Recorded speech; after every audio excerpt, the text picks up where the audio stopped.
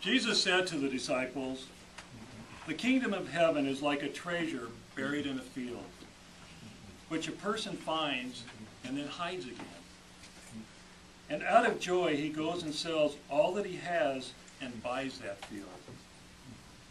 Again, the kingdom of heaven is like a merchant searching for fine pearls. When he finds a pearl of great price, he goes and sells it and buys it. Again, the kingdom of heaven is like a net thrown into the sea, which collects fish of every kind. When it is full, they haul it ashore and sit down to put what is good into buckets. What is bad, they throw away. Thus it will be at the end of age. The angels will go out and separate the wicked from the righteous and throw them into the fiery furnace, where there will be wailing and grinding of teeth. Do you understand all these things?" They answered, "Yes." And he replied, "Then every scribe who has been instructed in the kingdom of heaven is like the head of household, who brings from his storeroom both the new and the old." The gospel of the Lord. Praise to you, Lord Jesus Christ. Jay and I just recently bought a series of games for our iPad. And in each one of these games there's a different setting. And the one we just got through with, the setting was a castle. And to start this game, they direct you into the main ballroom of this castle, where you have to find all these objects that are either camouflaged or hidden. And once you have completed finding all those objects, then it directs you to another room. Well, off to the side is this little road map of sorts. And it tells you which room you're in and which room you have to go to find the next set of objects. Sounds easy, but as Jane will tell you, and I'll tell you, it's not as easy as it sounds. Well, the main goal of this game is to find the one object that is the most precious of all, the one that is priceless. And the quest is threefold. Number one, are you going to be discerning enough to know that when you have found this object, that it is the one that is the most precious, the most priceless? And two, after searching and searching, and sometimes for what, 20 minutes? 30. After searching and searching, at what point are you willing to say, "I just can't do this on my own," and hit the help button, which is off to the side. It's glowing, you can't miss it, it's always there. And then three, after you have found this object, are you going to be willing to give up all the wealth that you've attained from doing other parts of the game? Are you willing to give up everything you have to attain it? Well, the gospel reading today and this game fit real close together. In the gospel reading, this man is walking in the field. And back in those days, everybody walked. And probably a lot of people were walking in this field. And probably a lot of people walked by this area where this man found this one object. And he was discerning enough, had enough wisdom to know that this one object that was camouflaged or hidden was the most priceless, the most precious of all. And what did he do? He didn't just grudgingly give up everything. As it says, he joyfully gave up everything he had to get it. Now the readings and this game are very similar to life's journey. We go through life always having to make choices and decisions. And do we make these decisions and choices with our own judgment, or do we ask for help?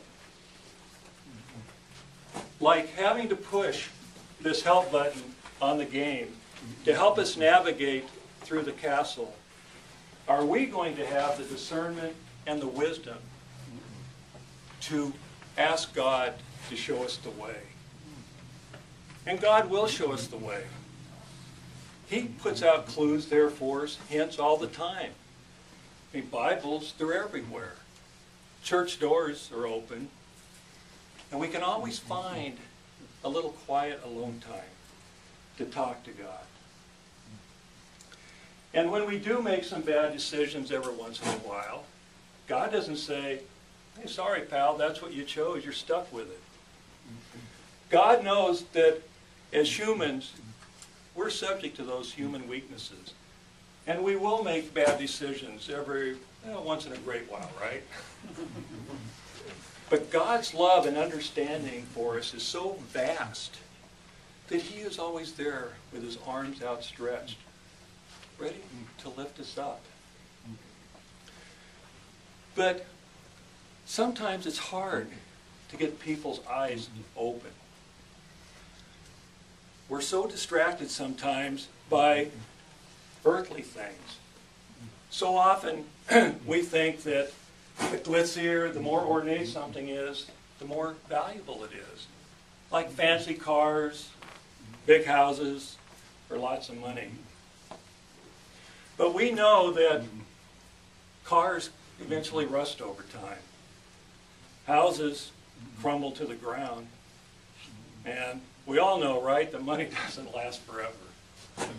And so often we hear what people bought with their money rather than what they have done with their money.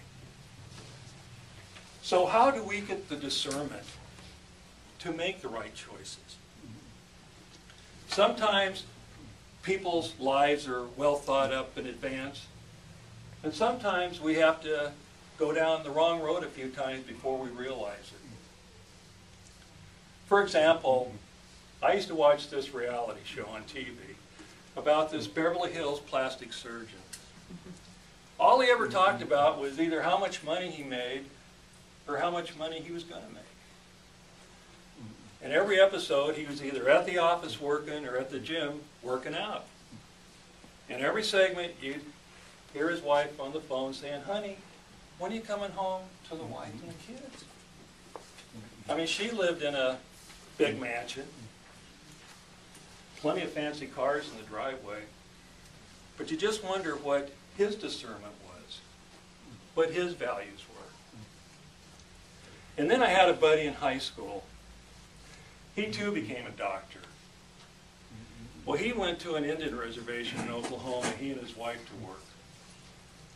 And I talked to him a few years ago, and he told me it was the best decision that he ever made. Now, he didn't have the fancy car, big house, but he and his wife were so happy with the choice that they made. Now, all of us, I'm sure, at one time or another, have laid out life's roadmap, seen all the different roads that were available, and we took one. Well, the question is, how was that road chosen? And when we traveled down a while, did we pull over, get out, and evaluate? Hey, how's this going for us? Did we see that if the road was just not a good choice, did we turn around and start over again? Or did we get caught up in our ego and our quest for worldly possessions? Now, what we want today is for God to guide us down that right path. And He will guide us and show us. And what is our quest for our final journey? What is our goal? Is it those worldly things? No.